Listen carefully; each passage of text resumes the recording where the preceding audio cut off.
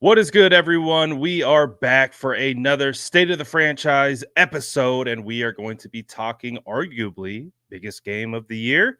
It feels like it is at least the biggest game right now coming up on Christmas, and we are going to talk about all that stuff coming up on State of the Franchise. Make sure to drop your spicy sourdoughs in the chat, and let's get this thing cooking. That's Jason Aponte. I'm Brad Graham. We're going to get into it all right now.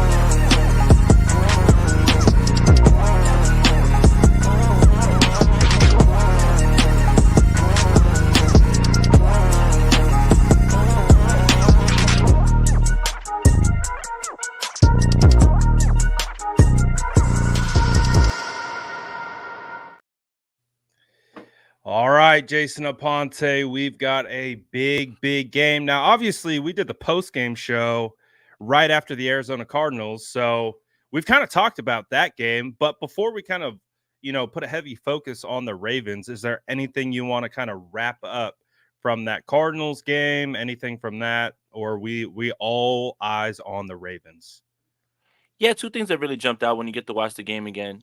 Obviously when we do the post game show, everything's vibes. It's me, talking crazy after the game, being entertaining, stuff like that. But, you get a chance to put away those feelings when you watch the game again, look through the numbers, dig a little deeper. I mean, John Feliciano, incredible in this game. I think that has been such a find, the highest graded offensive player on the 49ers. I mean, obviously PFF, it fits my narrative this time, but it lined up with It's my with narrative. it lined up with the tape though. It definitely lined up with the tape. And then the other thing is the missed tackles. They're back and they're kind of steadily rising. Now, that's what's funny about the errors because during wins it's hard for you to get down on anything, one thing, the other. But the missed tackles thing is kind of showing itself. And right now, this game would be the worst time to have those missed tackles pop back up because of the opponent and based on how Lamar makes plays out of the pocket and out of structure. So, what would you attribute the missed tackles to? Is it technique? Is it poor angles?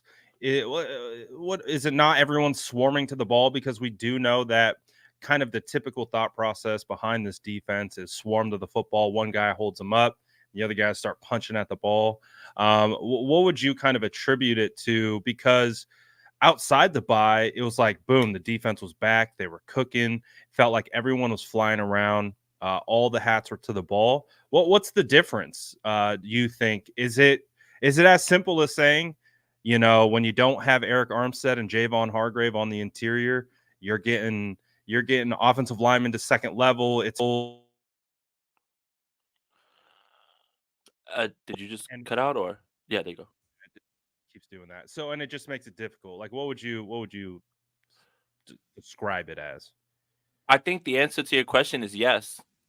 Because it's not one thing, right? It's not one thing. The one thing that I will never put it on is effort. I don't think it's effort. Like I don't think it's anything like that because it's hard for us to watch the game and say, "All right, these guys are not, putting in the effort." I don't think it's that. I think it is Mhm. a little bit of technique. I think it is poor angles. I think it is a little bit of possible fatigue, injuries, things like that, right? Like it's a multitude of things. So it's hard to nail down one thing. I do know this, and I'm going to stick on this. It is correctable.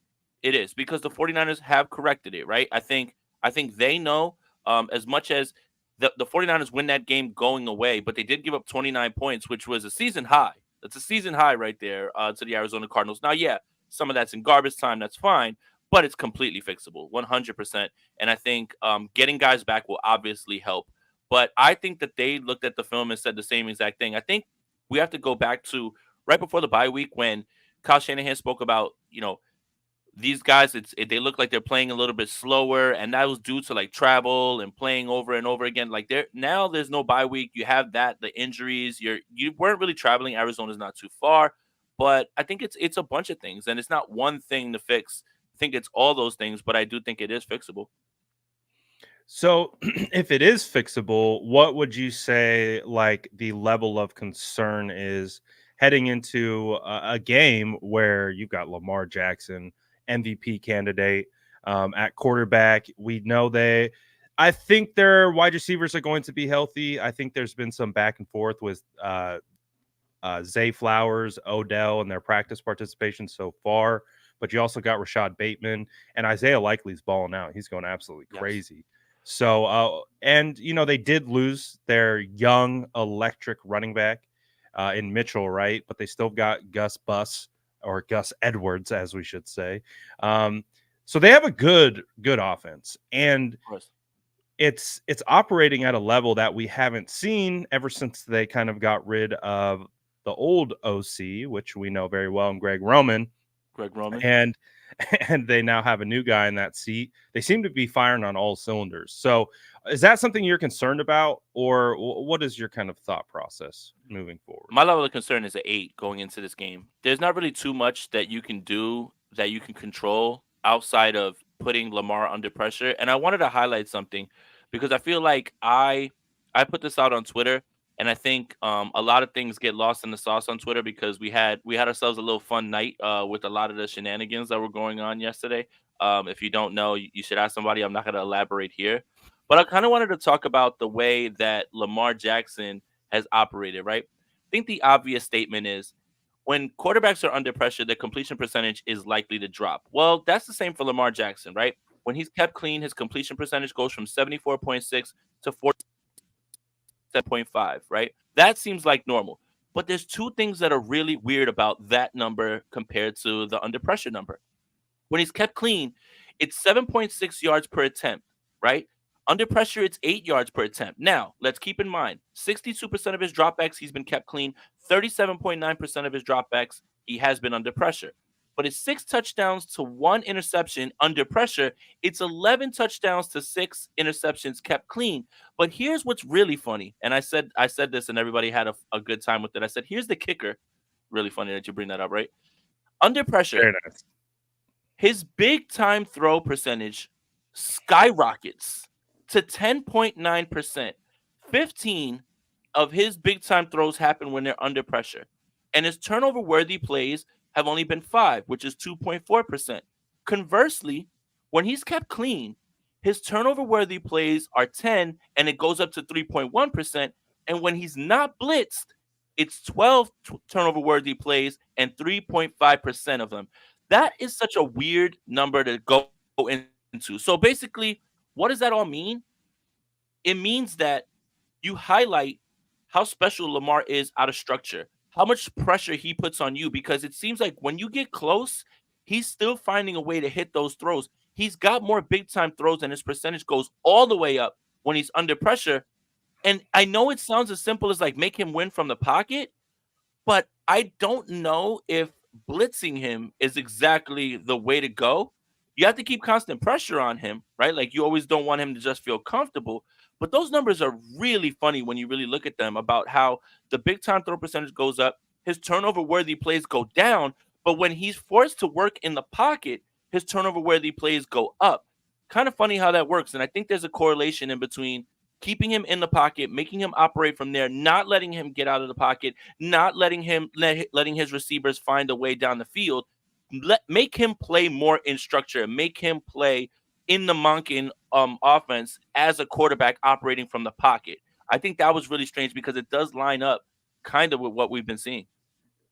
Well, he's such a dynamic player. Like, and again, we know how amazing he is with his legs. And again, we were talking about it kind of before the show started, and we were talking about his testing at the combine, or lack thereof, we should say, because he wanted to be evaluated as a quarterback and not have that why oh he's going to be a wide receiver in the league or he should be a running back. He's so dynamic with his legs, and typically those types of guys who have had that type of ability their entire life, they know how to make things shake when things start to break down. And when they are getting pressured or they have to step up or out of the pocket, they can make it happen. So that's interesting that the numbers kind of match up with that.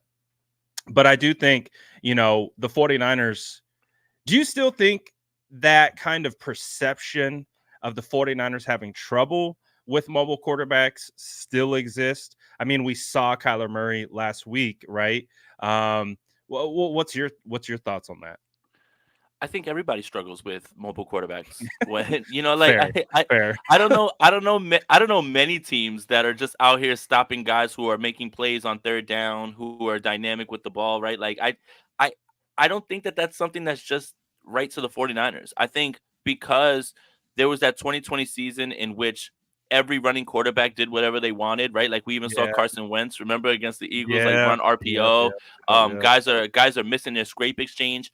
Um, I think that's been the overarching perception, but I think they've been much That's better, true. obviously. And everybody struggles with those types of guys. I mean, there's guys that are not exactly as dynamic as like Jalen Hurts or Lamar Jackson with their legs. But like a guy like Gardner Minshew can kill you on third down if you're not careful. There's certain guys like Brock Purdy that can kill you if you're not careful. Oh, by the way, Brad, the Arizona Cardinals did something so ridiculous and it still didn't do anything for them. They dropped 9 in the coverage and they just rushed 2 and I'm it's like, like go ahead, go ahead. good. It's just Brock Purdy and Kyle Shanahan are breaking teams' brains right now. And it's just like enough with the pass rush. We have to get back in coverage and it doesn't mean anything. That was so funny when I came across that play when I was Yeah. breaking down the film, and they're like, all right, they're showing zero, right? They're showing zero blitz. They got multiple guys on the line of scrimmage, up to 6 or more, and it looks like they've got every guy in a gap, and they're going to bring the house. But obviously, as we've seen throughout this year and last year, what defenses do is they show that look and they drop certain guys out back into Yeah. coverage. And the reasoning behind it is it's a gotcha moment. They're trying Yeah. to confuse the Confusion. quarterback. And just make you hold Pre-snap the ball for versus another second. pre-snap versus post. Have them process that extra layer and, like you said, try to bait them into a mistake, bait them into a defensive lineman falling out where they think they have an open zone, all those different types of things. And it's hilarious because you're thinking that's going to be something similar. They drop everyone out. Everyone. They rush 2 defensive ends. And I'm like, dude, I've never seen this before because the whole middle was open. And Yep. Brock was just like, all right, let me All kind right. of shuffle up into the Yep. pocket. Here comes George Kittle. And they had like 4 guys Uh-huh. in a box Right. in the middle. I'm like, damn, I don't know if I've ever seen that before. And then Yep. Kittle's just like, oh, well, if this is what you're going to do, I'm going to angle upfield. Yep. And Brock just did boop. Yep. And And it was an amazing catch. I just find it funny that like the defensive coordinators now are just in a space where they're just like, I'm all out of ideas with this offense. I don't know what to do. We're just like, screw it, rush 2 and drop 9 and see what happens and see if he can process that. I just thought that was really funny. But kind of going back to what we were talking about, like with Lamar and this offense, it's potent because now they've got people that are threatening you down the field, and Lamar is now able to get out of the pocket now and make those plays, right. And the Isaiah Likely thing, not losing Mark Andrews isn't easy, but Isaiah Likely has become a favorite target, right. So I wonder my question is, how do the 49ers combat that? Are they going to shade someone over towards him a lot because you don't want him just racking up catches, because he will catch the ball 4 yards, take it 10, take it 12, keep the chains going. It's kind of what I noticed when I was watching that Jacksonville game. I'm just like, man, he's really been relying on him a lot, like as the safety blanket. And we noticed that in a Greg Roman offense, but Todd Monk is much more vertical, right? And I think that was the concern with this change between Roman and Monken, was he wants to like spread you out, get 4 out, get you 4 wide. And a lot of people were still skeptical whether Lamar can operate that. I think early in the season you saw some of those hiccups, but then Monken has moved towards a little bit more like what Lamar does well, right? And I think that's the sign of a good coach, right? It's not, hey, listen, just keep doing this. I don't care if you're not going to be successful. This is my system. It's, hey, look, you're doing this well. Let's keep this. You're not doing this well. Let's dial this back. Let's run with this, right? Like they're not even really doing too much in the screen game. I think they have like the least amount of screens in football. So that's something that you would think if someone's blitzing you, that's how beat the blitzes, get the ball out. They don't really run screens at all, especially considering Keaton Mitchell and Justice Hill are there. So I Mhm. think it's kind of fascinating the way scheme and personnel have to blend together, and why so many people are just like, well, this coach is really good. Okay, but like you have to blend your personnel and you have to blend your scheme to strengths of your personnel. And I think that's what you're kind of seeing little by little. It may not always look good because there are still some things that, while Lamar is fantastic, dynamic, I've gone on record and said him and Cam Newton are the 2 most disrespected MVPs in the history of football. But there are some things that they still are working through a little bit. And I do think you want to keep him in the pocket. You want to make sure that you have the edge set. You want to make sure that he has to step up and make throws. You want that pressure, but you want to make sure that he's not allowed to get out with his legs on broken plays and have his receivers go into scramble drill, because that's when you're going to find yourself in trouble with big plays. Absolutely. And that's perfectly like leading us into Tyler's comment. And appreciate the super chat. He says, Jason and Brad, for this game, what do you think our game plan of the offense and for the defense? And right now, we're kind of talking about the San Francisco 49ers defense and how they combat against an MVP mobile quarterback who can sling the rock all over the field.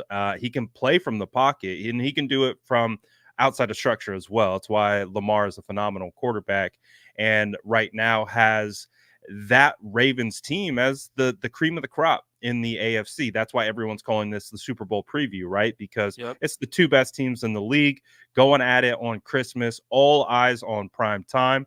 So everyone, we're trying to figure it out. Like, how do the 49ers combat it? And I think that all that stuff that you talk about is extremely on point because one of the things with Isaiah Likely, it's like, all right, you think you lose a caliber tight end like Mark Andrews, who's probably a top 5 tight end in the league, and you go Mhm. to a guy who is not like Mark Andrews, but I would say very comparable in just overall talent. Like Isaiah Yeah. Likely coming out of Coastal Carolina was a phenomenal prospect, and he has the traits to be a large human, right? Like all tight ends are, but he moves extremely well.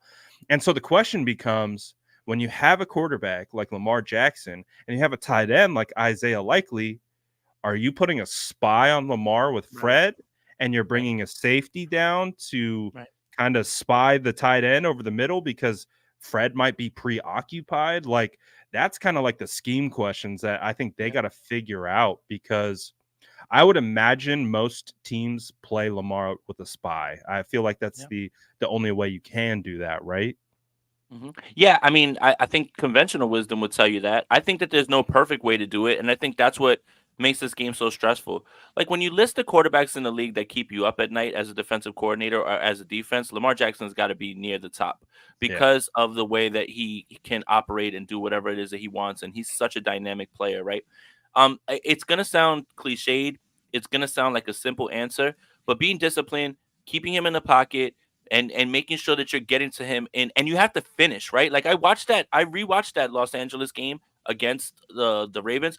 Aaron Donald had him 2 and 3 times like in his arms, like ready to wrap him up and throw him down. And Lamar's so dynamic, he's got the ball in Yeah. his hands, he gets rid of it. And Aaron Donald still he's gonna go his entire career without sacking Lamar Jackson. I think he's like the last active quarterback that he's never sacked or something like that. So I Oh, I mean, didn't look, know that. yeah, so it's just again like it's about being disciplined, it's about keeping him in the pocket, and it's about finishing. You've got to finish, right? Like it's not enough to get your hands on him because he can still make plays. You have to finish, and you have to hope that you get some turnovers, you get some plays, you keep your defense off the field. The running game is going to be tough to slow down right now because it appears today on Thursday, and you have to remember normally Thursday would spell doom for somebody. There's still a chance Friday is the day that Armstead and Hargrave can do something because of the Monday night game. But again, discipline, trying to slow down big plays, and just trying to keep Lamar in the pocket, make him operate from there and beat you. I know it sounds easier said than done, but I do think it's as simple as that when it comes to that. And also, I think I just saw today's practice report. Ronnie Stanley is not out of concussion protocol. And that is Really? no like small that's no small thing. That is No. no small thing because Ronnie Stanley's probably their best lineman right now. So for me, when you look at how the 49ers can do it, you've got to finish. You've got to be able to take advantage of whoever's going to be backing up Ronnie Stanley because that is essentially like the 49ers missing Trent Williams in a game. And that's really big because Ronnie Stanley's really good. Of course. And to like kind of piggyback on your thought processes from like a scheme point and like how to contain Lamar. Like that's you're not stopping Lamar, you're containing him. And the same thing applies within the pocket.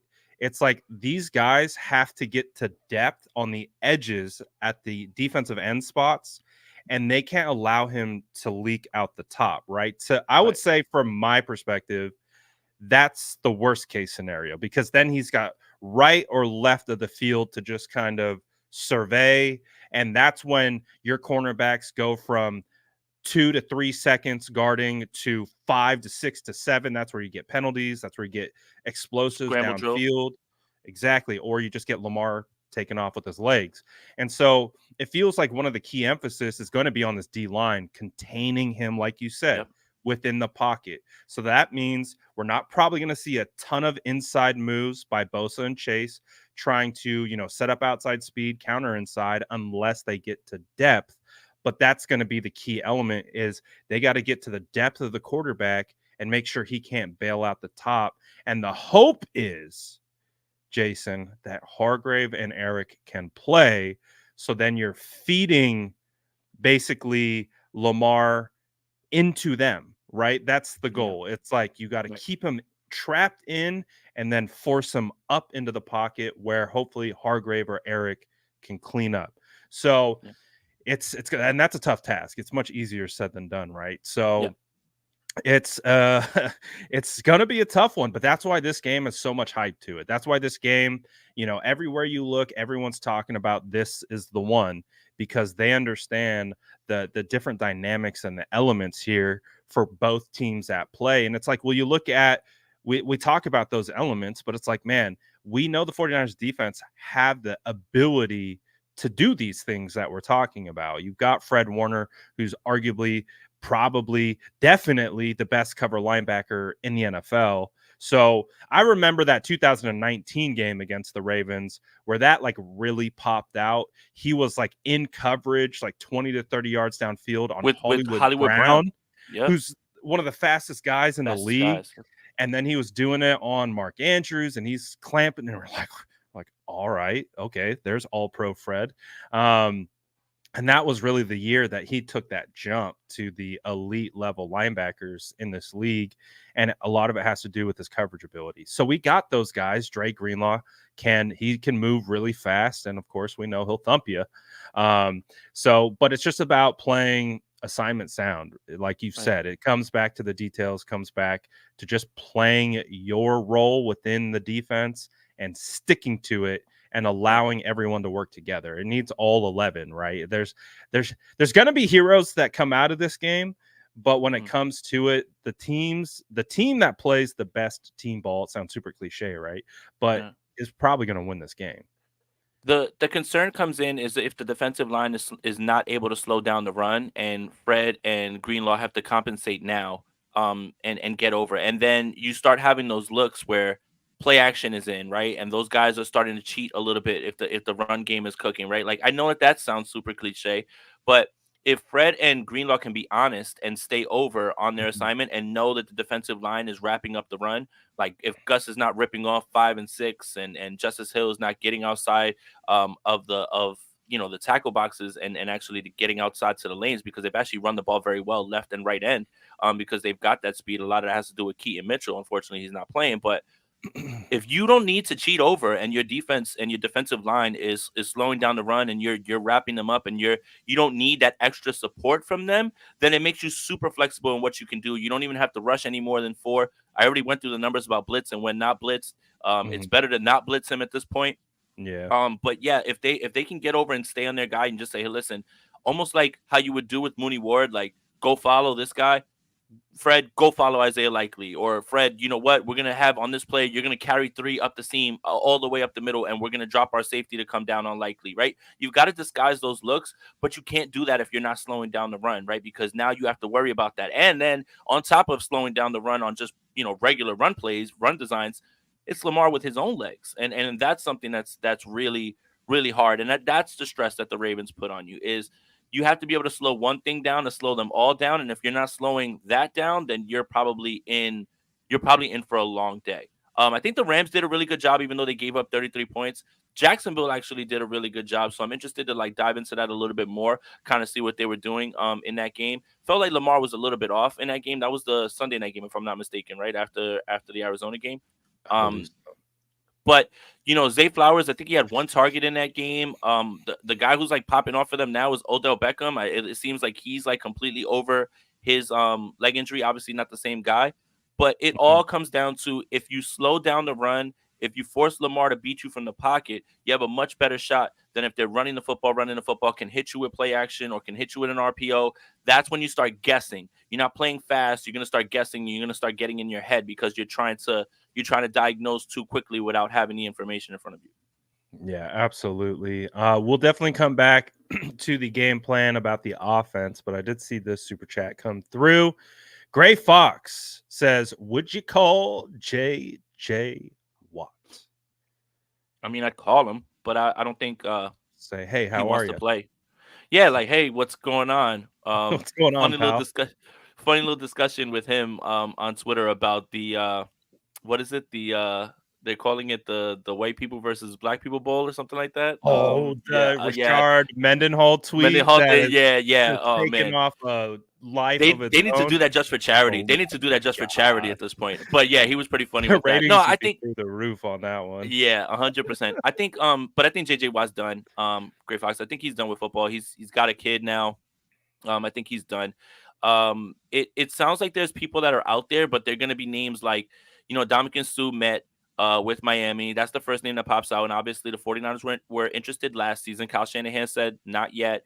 We'll see. So Mhm. I don't know if there's a name out there that you can just call automatically. They did add someone today to the Yeah, practice squad, a defensive lineman, which is like, it's kind of, like it's I don't want to it's read a too far body. into it, but it's It's a Thursday. body. It is. But does that mean, hey, these guys definitely aren't going to play? You need to have someone. You could read it that way. I look at it Like, as the Kalia Davis going to IR, Kalia Davis going to yeah, IR. yeah, You lose that body, and right, they replace him with a very similar body style, right. 6'2", 300, kind of exactly like And Kalia is.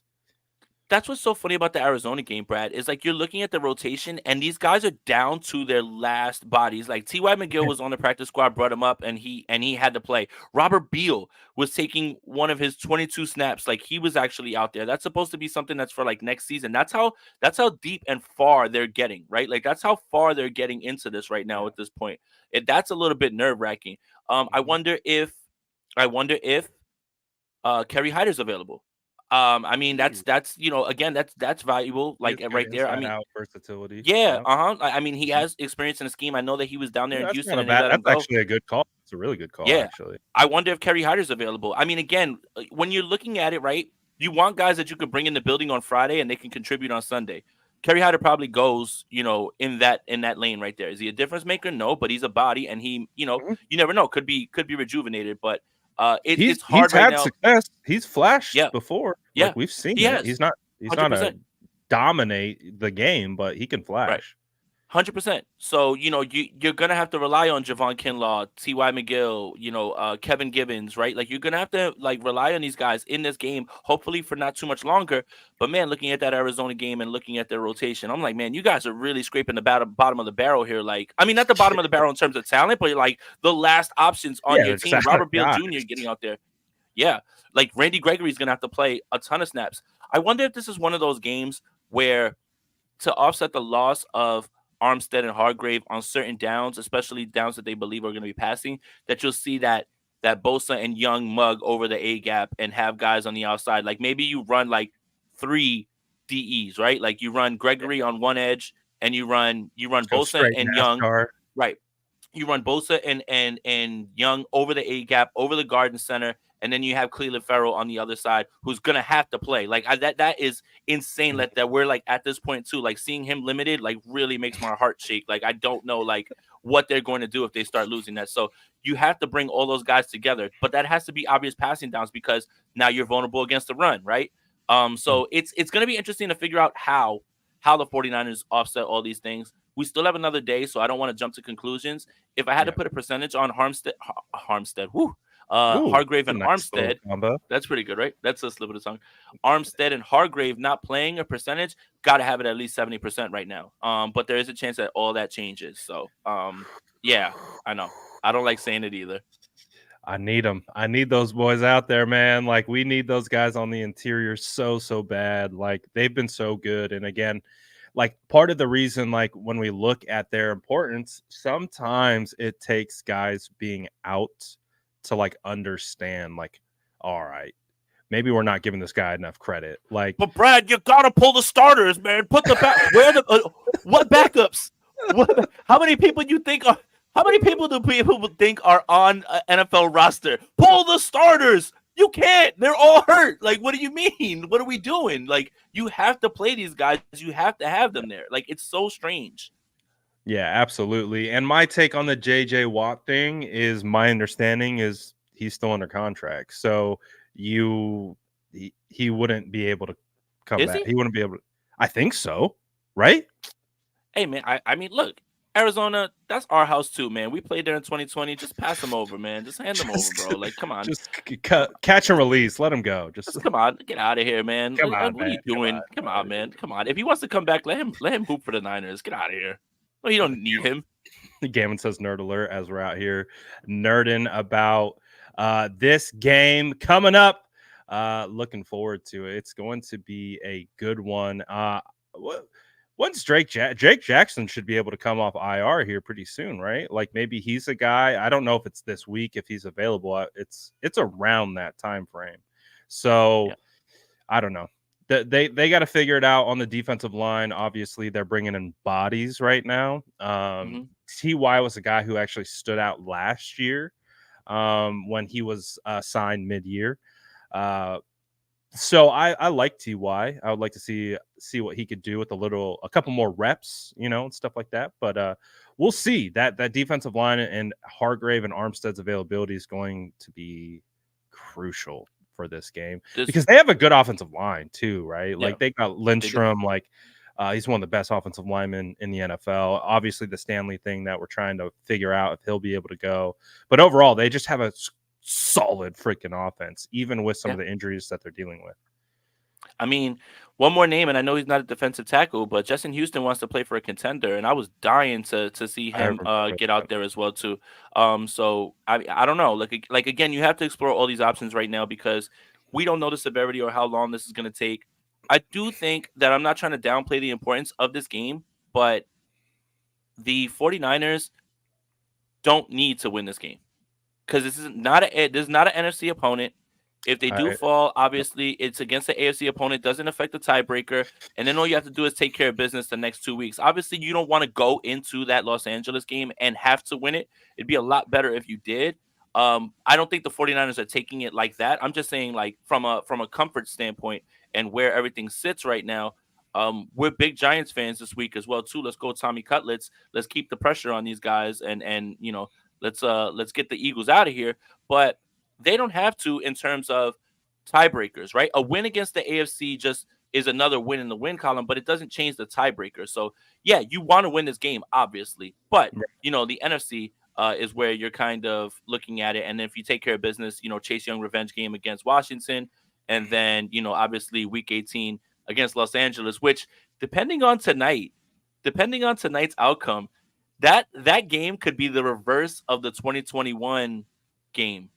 Right? The one where the San Francisco 49ers need a win to get in the playoffs.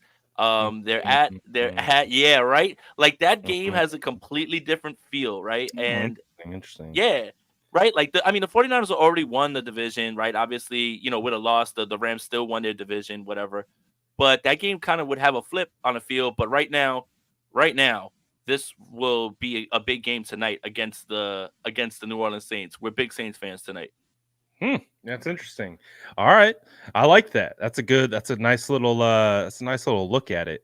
Let me see. I'm gonna bounce to this super chat from Smack Jones. Says these injuries could be a blessing. Mug packages is good against Lamar. More speed for the contain. Also be in heavy nickel packages for spies. So heavy nickel, does that mean we saw Diamador Lenore back out of practice today? So that's good. I think he's going to play. That's great.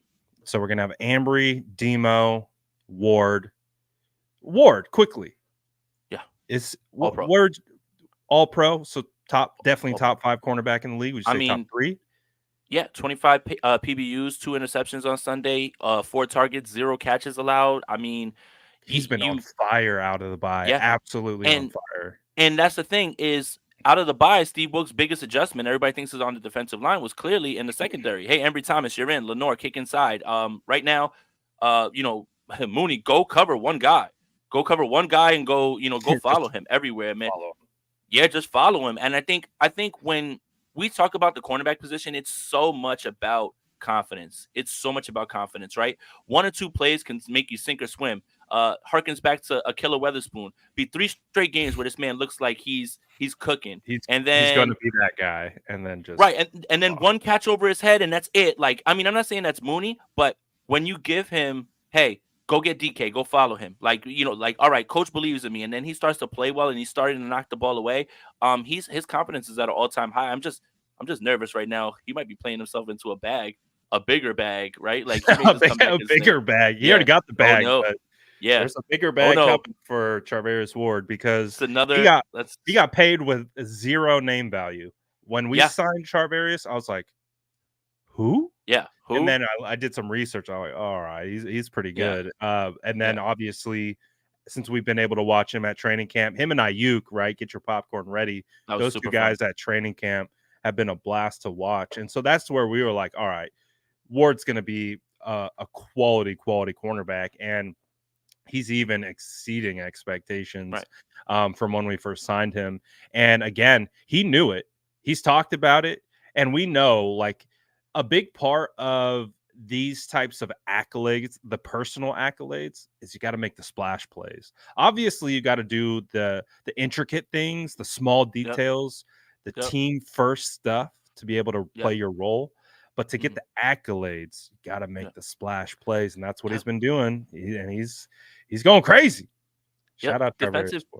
Defensive back is fascinating because if a cornerback wipes out a wide receiver and the ball doesn't even go their way and they're not looking your way, they're like, oh, he's not making plays, right? Like, and then he gets 2 interceptions and all of a sudden it's like, oh, is this guy an all pro?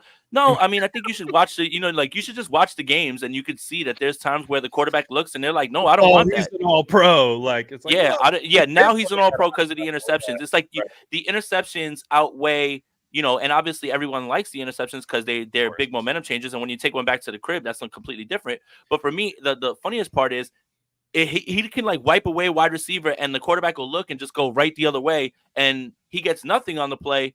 There's no metric for taking away a receiver on a play, and that's not the way you should be evaluating DB play. Like DBs have the hardest job in the world. They have to be perfect all the time, and when they give up any catches, they're terrible, right? Like that's literally how people look at defensive backs. It's the hardest thing in the world. You've got these world-class athletes running at you. You're trying to play technique. You're trying to guess what the route combination is. You're trying to, you have to do all these things in an instant. And if Can't you touch him mess past up, 5. right. And if you mess up, you're terrible. But if you make a play, you're an all pro. Like it's the biggest variance of praise at almost any position aside from like offensive line, I think too. Like, oh, you missed the block. That's it. You're terrible, right? Like, yeah, I just wanted to make sure I got that. That's Hitchcock, me. That's get me. out of here. Hit the Yeah, no, road, that's me. Jack. That's me sucking up to Brad. You know what I'm saying? Like just throwing in the offensive line stuff.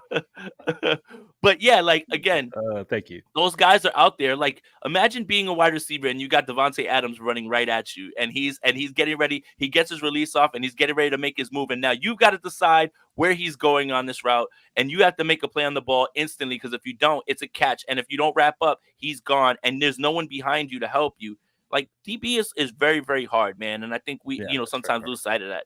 Oh, he's trash. He's getting cooked. Yeah. I don't know if it's as simple as all that. Well, because everything we like to boil football down in very simplistic ways, right? Sometimes, and the guys who take the most strays are offensive linemen and cornerbacks. Because, for example, like when Charvarius Ward was getting called with penalties earlier in the year, it's because he was having to cover the guys for like 5, 6, 7 seconds. Quarterbacks would scramble, and then the wide receiver would pull away and he would like have his hands on him or something, and then it would look like a holding, and they throw it on him. It's like there's a duality there. Like pressure helps coverage, coverage helps pressure. These things work together. If one side isn't doing their job, it's going to affect the other. And so it's like there's a lot of duality, there's a lot of nuance, a word that we use all the time when talking about football, because it's a reality. It just doesn't get discussed all the time. But we have a better pass rush. Look, our DBs are thriving. It's funny how that works. Like, And it's like also the same thing with like sacks. Like it, we judge defensive linemen off sacks, but it's like, yes, sacks are cool, but there's so much more that goes into it Right. because how many times can a guy like walk into a sack or Right. Drake touch a Jackson. guy down? Yeah, like it happens all the time. So it's like Yeah. obviously there's nuance involved into the Right. impact of the sack, Is there how it is comes nuance about. allowed in football? Can I ask you that? Is nuance and context allowed in football, Brad? Not when it comes to talking about it on social media, which I Ah, do enjoy dabbling in. hyperbole But only. yes, hyperbole, all that good stuff. But as you know, we know better here, so we like to try to bring that context to the table, Hmm. and bringing something else to the table. Obviously, one of the main national talking points heading into this game is about the MVP. So Hmm. we don't spend a ton of time talking about that stuff. Obviously, we're talking about the accolades with Mooney Ward, All Pro, that kind of stuff, because he's just playing at that level. So let's talk a little bit about this whole MVP thing, because I think the notion is that whoever wins this game, whether it's the 49ers, Christian McCaffrey, Brock Purdy, or Lamar Jackson, that's your MVP right there. I think that's what it is. I know you've had your stance on like how impactful Tyreek Hill has, and I've taken that away though. which I is took very that away in valid. the post It's game. very Yeah. valid though. Yeah, but it's very valid. He's been Hmm. playing insane this year. Hmm. But they So just lit up the Jets. Once they did that, I was like, all right, I think my argument is kind of debunked a little bit. and then so with that notion, that narrative, do you agree with it? Do you disagree with it? Is there some truth to it? Do you Mhm. believe that the MVP is going to be on the winning side of this game between the Ravens and the 49ers? I think this is going to be the signature win for either, right? Mhm. All three of Yeah. them. And I do think it's these three. My MVP can't go into Buffalo and put up 10 points and lose 31-10. So Dak Prescott, you're not in this conversation anymore. You're out of here. Bye. Jalen Hurts 3 weeks ago as the MVP, 3 straight weeks without a passing touchdown. Bye. And that's why everything has to remain fluid, right? No matter who Yep. you think the MVP is in 1 week, it doesn't mean that that's who it'll be in 2, 3 weeks, right? So, right, like when you look at this game, it is going to be a signature win for one of them. One of them. And it depends on who does what. Like if Brock goes out there and the offensive game plan, I think is going to be let him throw the football. And I think it's about manipulating those linebackers. By the way, why did they let the Roquan Smith go to Baltimore? The NFL's dumb sometimes. Like I don't get this. Like how you let this happen. And Patrick Queen is a dog, but you want to get those I don't know guys why the in spot. Bears traded him. I guess they didn't want to pay him, but I like guess. I don't But know. then there of all places, my God. I know. The thing is you want to get these guys in space, right? Like you want to make them cover and you want to get them against Kittle. You want to like no disrespect to those guys because they're at the top of the game as well, too, like in the same way that Fred and Greenlaw are. But you want to put them in a position where they have to cover Kittle. They have to cover Mhm. Debo in the slot. Maybe you could find a way to kick Ayuk on the inside and manipulate that with a little bit of Christian McCaffrey run action. And if they just slide a little bit to the left, then you've got to throw in. Like, I think this is a game. I think this is a game where the 49ers actually put it in Brock Purdy's hands. I mean, not that they haven't been the entire time. It feels like they're just throwing the football as soon as they start, and that's because of how well he's playing and how Kyle Shanahan feels. But this is Brock's opportunity right here on national television against the Baltimore Ravens, 11-3 against 11-3, for him to go out there and put up a performance that, regardless of whatever you say about the playmakers, regardless of whatever you say about the play caller, it's going to leave no doubt. And it just says, hey, you know what? That's his signature win, right? Because everybody's always going to find a way to knock down whatever Brock has done. Well, it's against the Cardinals. Well, it's against Tampa Bay. Well, it's against the. All right. Now it's against the Baltimore Ravens. Now this is going to be the last team that is the best team that they're going to face in the regular season before they get to the playoffs. What else are you going to check off on the boxes of his resume? That is the one. That's the Yep. last one. Yep. So if he goes out there and he slings the rock, he doesn't even have to throw for 4 touchdowns, right? What he had 242-4 against Arizona. Hmm. If he goes out there and he looks like the man, right? Like for much Hmm. of that Cincinnati game when he was outplaying Joe Burrow, if he Just in looks like that control. guy, yeah, just Yeah. in control, and he looks like that guy on national TV against Baltimore in a very much like better if you won game, not a must win game, better if you did win game. I think that solidifies it. I think that's the last box that everyone needs to check before everyone kind of just comes on down to the train. Like, and conversely, if Lamar goes out there and he hoops and the Ravens find a way to win, how could you not look at Lamar and say, "Yeah, man, look, they just knocked off the best team in the world right now, like, and they're gonna get the number 1 seed." And then what if Christian McCaffrey, goes off again against his Baltimore Ravens team and he puts up 3 tugs, right? He's got 22 touchdowns. It's it's interesting because this game will decide essentially the MVP. It's Yeah, about I who's agree. going to seize it and who ends up with the win. It's a fascinating process, and it's kind of funny how all this came to a head right Mhm. here in this game. If you would have told me in the beginning of the season that there would be 3 MVP candidates playing in this Baltimore Ravens Niners game, I probably would have just said, "I want whatever you're on. Like, please, like, explain to me like whatever it is." But this is how funny football is week to week. This is the game that's going to decide the MVP. It's the game of the year. It's a possible Super Bowl preview. It's two teams that have a history. It's a PTSD filled history for 49ers fans, but Mhm. this is the game that's going to decide the MVP. Not to put anything more on it. I know Brock Purdy and them are like at practice. They're not watching this or anything like that. But yeah, this is going to be big, man. This is huge, and it's going to decide the MVP, and it's gonna change the national media's mind on both these teams, right?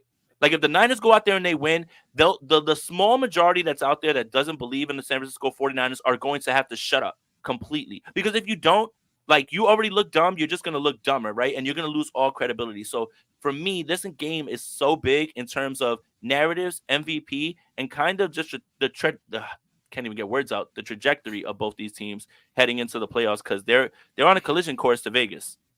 Yeah, absolutely. Extremely well said. What I would add to that is not much because I mean you covered it pretty freaking spot on. I just I talked too do much. That's all. So you can say that. no, you have phenomenal thoughts. I do think it all is going to come down to pretty much everything you said. It's the MVPs coming out of this game. It's whoever comes out the most uh glorious looking, I would say. Most triumphant, the hero, who's the hero of this game. And but on another notion, I think this actually we know this award's a quarterback award. It's just what it is. It's what it's turned into. I do think I do think Christian McCaffrey has a real shot at this. Yeah. And If there was part ever a year. yeah, part of this has to do with the people who vote on this award. Think about think I about I could be but bought. I've got to vote for every send single the award, check. folks. Send Send the super check. chats. Send the super chats.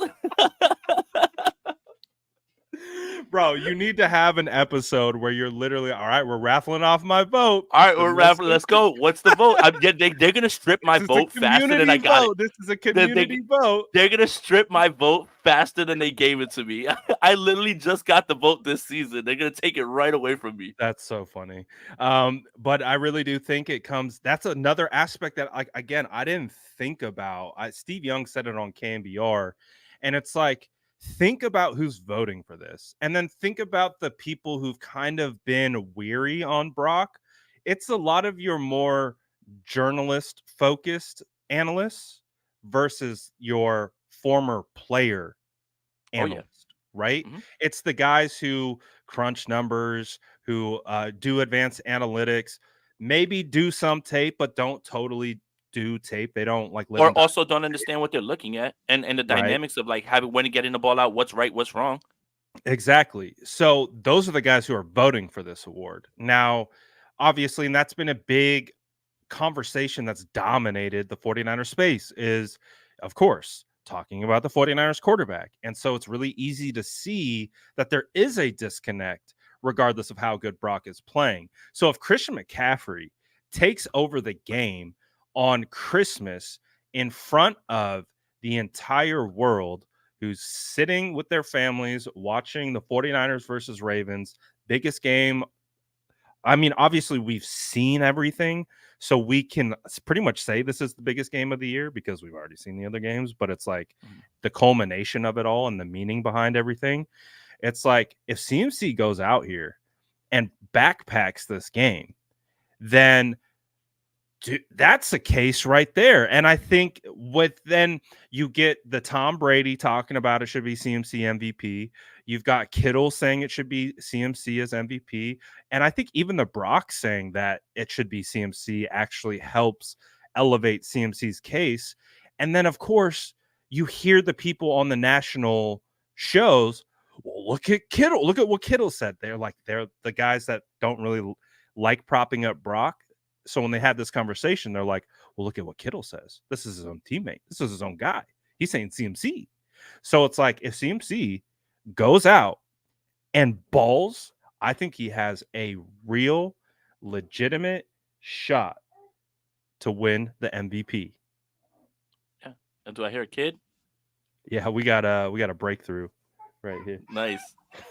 Oh, He wants to get in. MVP He's like, award. he wants the MVP vote. Let's give him. He's the like, MVP you're vote. not voting for me for MVP? What the hell, man? Yeah, what the hell, man? I've been putting my case up all year.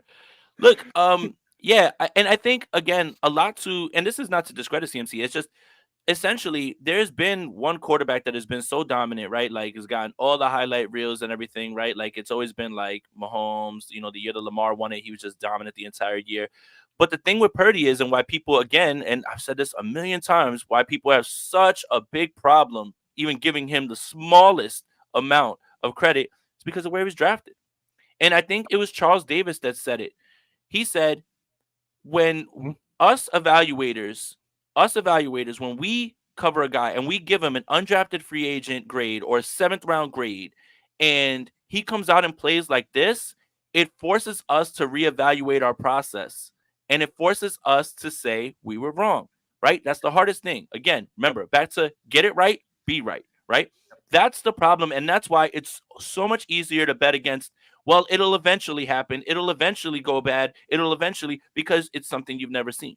So again, no matter where you fall on all this, just remember that if Brock Purdy was drafted in the first 3 rounds, there'll be no discussion. He'd be running away with this award, running away with it. I'm talking about no one would even have a hesitation. His numbers in Vegas would be plus they would be minus 1,000. Like it would already be like in the bag, right? It wouldn't even be this close. But I thought it was really impactful that Charles Davis said that, because he says, once I get done with the season, I turn into draft season, and then we have to look at ourselves after we say, we put a 7th round grade or an undrafted free agent grade on him, and then he plays like this. We got it wrong. And he was like, and this is a guy right here. So it was refreshing to hear someone take accountability, say that they were wrong. And I think that is a little bit is what's missed in this conversation, and why it's so hard for people, again, to give this young man credit, whether you believe he's the MVP or not. I'm not even talking about that. I'm just talking about saying that he's been balling, he's been hooping. And that's the part that it boggles the mind, because nobody's ever seen anything like this, right? Kurt Warner was the undrafted guy who won MVP.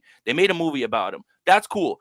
That's not the rule. That's the exception. And Brock Purdy is turning into the exception to that rule, because there's only been, I believe, 1 or 2 other guys in the 6th round. They put up this graphic that have won the MVP. So it's hard for people to wrap their minds around it. Like it's hard. It's hard for the national media to say anything like out there, and I mean, like, take a strong stance, even though you've got a full season of sample size for you to go off of. It's not like they're asking you to do it, one day, or, 1 game or 2 games. It's not like we're asking you after Pittsburgh, is he an MVP candidate?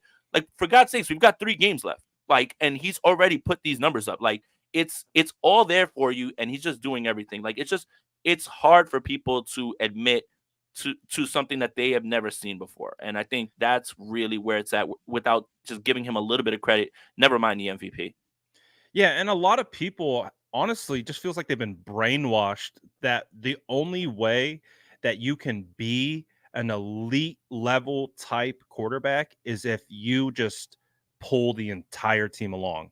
It's like, yeah, that's it. You have to have no weapons. You have to be the catalyst that is moving everything forward. And if you're not that, then you're not an elite quarterback. You have all the weapons. But Brad, poor Patrick Mahomes, why doesn't he have a receiver? He needs a receiver. Poor Patrick Mahomes. Someone please think of Patrick Mahomes. What about Kadarius Toney, man? Oh man, it's remember what I said, I think last show? If you're drafted in the 1st round, right? People will give you chance after chance after chance. Again, I'd love to see Sam Darnold in his 49ers offense. Why? because he was drafted in the first round. If Right. Sam Darnold was the last pick, he wouldn't even be in the league. But because No. he's in the first round, oh, I know. You know what? Maybe in this offense, seventh year's the charm. Eighth year's the charm. Like it's harder to give up on a first round pick than it is to give credit to a seventh round pick because it's something you've never seen. How many first round picks are going to continue to get jobs, right? Mac Jones is about to be out of New England. Guarantee you someone picks him up and says, I can fix him. Guarantee you. Zach Wilson's about to be out of New York. Guarantee someone picks him up and Oh, says, I absolutely. can fix him. I can fix Absolutely. him. Let me get my hands on him. It's always the first round guys. Always the first round guys that you'll look at and you'll say, I can fix him.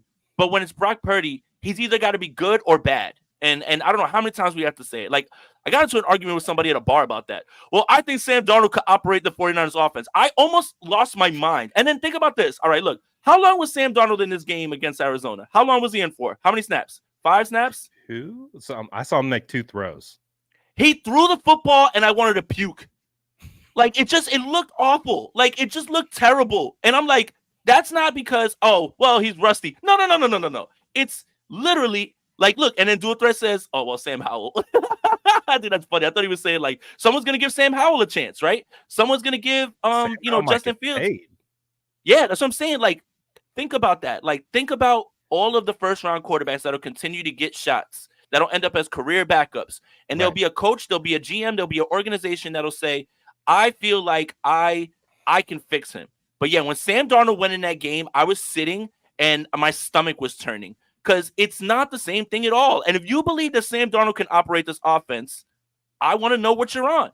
Let me know what you're on, and I'll try it because maybe it'll help me see it. But I don't get it. So again, like it's just funny to me how the first round grade, second round grade, how that bleeds into, well, there's new information for you to process. Are you going to change what you said, or are you just going to say, well, it's easier to bet against that? And that's exactly what it is. But yeah, man, Sam Darnold going in that game was real bad. It's just because I really think people have a hard time really evaluating intangibles and honestly understanding how to rank them when it comes to quarterback play. It is the most important position when it comes to the intangible level aspects of playing football. Like everywhere across the board, you can have big, strong, fast, and succeed. Obviously, you hear all the time in this league guys that were bigger, stronger, faster in college and dominated getting to the league and being like, oh crap. Like, Yep. I did not know how much study, effort, gamesmanship, the game within the game is How going fast these on. guys are.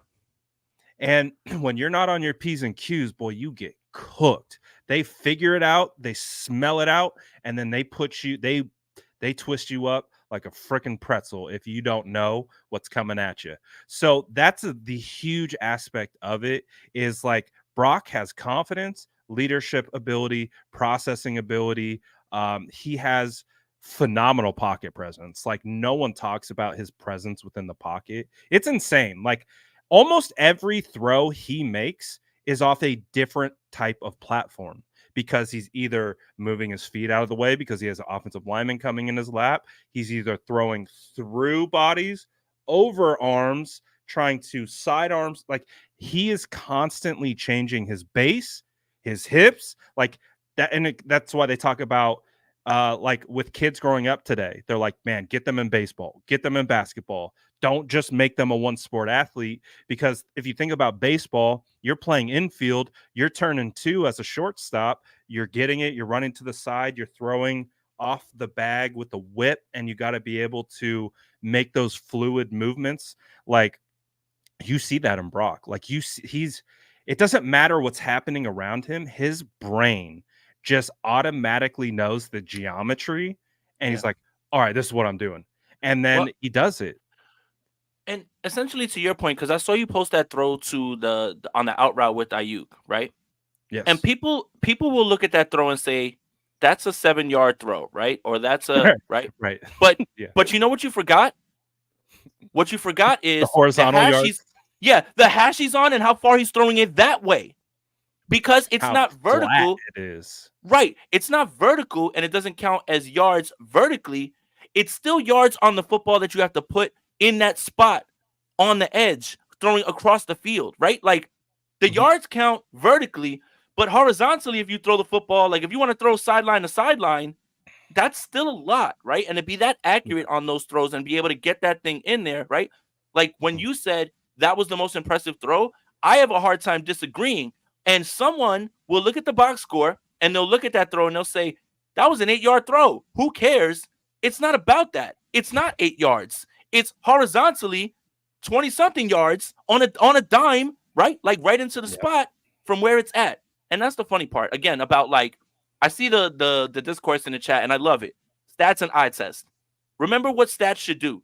Stats should back up the eye test. Stats should improve a narrative that's not out there for your eye test, right? Stats Mhm. shouldn't show you something that you can't see on the field. And a throw like that, the stats deceive you. That's why you need to watch the game. Show it. Look at like, This and that's is the thing. such a It's like, and then look, dangerous throw. and look at 30 and 33 is like, I was right there. I had it. I had it. Look, he's on the far hash, and the Yep. ball has to be in that spot because if it's not, it's going the other way. Yep. Like This is why you, it's a dangerous throw because it's a flat throw. It's not right? vertical. So when you have a DB, they can undercut. All they have to do is adjust their angle and Yeah, they're right in front of the ball. But that's what he tries to do. And look at that is a dot. You 33 couldn't is right put there it in perfect position. He's right perfect there in position. perfect position. He's thinking he's This, getting pick six. He's thinking, dun dun. Nope. Sorry, pal. Not and happening. that's why he had look, and that's why he has his hands on his head, and he's like, Yeah. He's oh, like, like, oh, I should have picked but and that. you know what? And you know what? If I was his defensive back coach, I'll say, hey kid, tip your cap, keep playing. You were fine. Nothing you can do about that. You just Look got at Brock that. Purdy, pal. It's all right. Yeah, and look, that's gonna go down as a what? As like a 13-yard throw, something like that, right? Like out of the what Yeah. at the sticks, past the sticks, and then it goes for more like after the yak. But look how far that is from there, and that's why like air yards, right? Like oh, that's not air yards. The hell it ain't. The hell it ain't. The ball's in the air, and if we judge from there how many yards it is, it's not nearly enough, right? Like so, it's Mhm. that should And always look back up what you see. and I mean, when you look at it again, it's like he's throwing with a sense of anticipation. The windup begins as he's entering his break. You see the depth of the cornerback. He understands, like, the cornerback's like, "Oh, pick." So you see him undercut, Yep. Yeah. and because Brock has enough velocity and enough zip on this ball, this And it thing had to be out at that travels, moment. yeah, like 30 yards on a rope. Yeah, Like on a rope. that the cornerback is actually in the better position than even his wide receiver to make a play on the ball. He Like, broke on it. He yep. literally go back. Because look, I want to see where Ayuk is when he gets to. All right, so go when he gets to the top of the route. So you're looking at 33 right here. Look, and 33 is at the top of his route reading, and he sees okay, Ayuk's going flat. All right, this is a sideline throw. Look, now he's gonna Oh, break. yeah. He's just The ball's breaking. Look, coming. all he's The doing is ball's breaking coming. to the ball. Yep. And oh my god, like that's the thing again. Like it's hard to argue with people about the the season that Brock Purdy's had if you can't quantify these throws and understand this type of play and understand how difficult that was, even though when you look in the box score, you see a 13-yard catch. You know, if that ball travels that long vertically, then everyone is, de-eating it, right? Like they're all over it, right? This right here Like is Stephen really Ruiz pulling up right, 30-yard pass plays right, of Kurt Warner. It's like if you right. just took the angle of Ayuk and you did some geometry and you just And moved him to sent the him the other middle way. of the field, like that's why It's this is more impressive throw because the DB's got eyes on Brock the entire time, and this is why this is such a high level throw because he's reading the eyes and he breaks. That's the point. To be able to yep. get it beyond him is the insane part of the throw. Because And like Charles Davis on the broadcast, oh, that was a bad throw. Like that wasn't a good yeah, throw. It's like, no, it's a phenomenal throw because he completed it. If it got right. picked, it's a bad Then it's throw. a bad But throw. the fact that he got it by him is what makes it exceptional. And the fact that a player, right, a defensive back who we just gave props to and how hard it is, a defensive back could make a play like that, be in perfect position, and get nothing. And Yep. get nothing. I mean, it's a credit. Ayuk runs a great route too. Like, I don't want to lose that in that. But Yeah. as a defensive back, you're taught play the torso, right? Like, don't get lost in the feet, right? Don't get lost in the shoulders, right? Like, because the Yeah, torso you play can the continue hips. to look at, right? Play the hips because they can't, I'm not gonna say they don't lie, but you can't change those, right? Like, they can only go in certain directions, right? Was But that a Shakira reference? oh, damn it, I didn't want that to come out like that. I hated it as soon as it was coming out of my mouth. I promise I you. love it. I But think it's beautiful. you're playing your keys. You're doing everything right. You're playing within your play concept structure of man to man. You make the exact right read. You break on it exactly when you're supposed to break on it, and you get nothing. And I think that's just when you get back and you watch that on film, they're going to say in that room, right? The Cardinals DB coach, he's going to say, hell of a play, 3-3. Like, there's nothing you could do about that. Continue to play like that. Continue to just trust yourself. And just sometimes you have to tip your cap. Better throw, better catch. Nothing you can do about it. Yeah, he was the thought process behind the play by the cornerback was not the issue. It was just a better throw. That's what it comes down to. So Brock's been balling. I got no problems with that. Strawberry React says, I've taken to responding to CMC MVP comments with calling him a system running back and using the same argument against Brock against CMC. I do think both deserve it. Just sick of people trying to crap on Brock. And that's part of it, right? People are using, the weapons around him again, but it's like on that particular, they'll mention Brandon Ayuk being, such a dominant weapon for Brock, but it's like that throw that we just watched, that was all, and no discredit to Ayuk in his route, but that was on Brock. Like, that was a Brock throw. Allow me to chop this whole playmaker thing down to size with every single quarterback in this league, or a few of them that people consider the top ones. Josh Allen, your offensive coordinator is putting you in bad spots. You need a good play caller. Oh, he needs a good play caller. Oh, okay. Patrick Mahomes doesn't have anyone to throw. Travis Kelce's declining. He needs a wide receiver. Oh, he needs a wide receiver. Lamar Jackson against Pittsburgh, he has 7 drop passes. Oh, you need playmakers to catch the football for you. Oh, I get it. I get it now. I get it. Everyone needs playmakers except for Brock, right? Like, it's the stupidest thing I've ever heard in my life, right? Tom Brady in his last year with the Patriots, right? But when everyone thought he was washed, well, it's not Tom. He needs playmakers. Oh, Tom Brady needs playmakers. It's stupid. It's the dumbest thing I've ever heard in my life, because I can break it down to every single quarterback and everyone will make an excuse for everyone. Derek Carr needs a new playmaker, play caller because he's leaving the Raiders. Yeah, he stinks. Like, it's the dumbest thing I've ever heard. I can do this all day with every single quarterback. Why does it only apply to Brock? Why? All right. Tua Tagovailoa, I don't know if he's that good. Well, you know what? You get a play caller and you get Tyreek Hill. Yeah, Tua's elite now. I don't understand this argument. It never held any water. It never held any water, man, at all. And when you look at all these quarterbacks, matter of fact, let's keep going.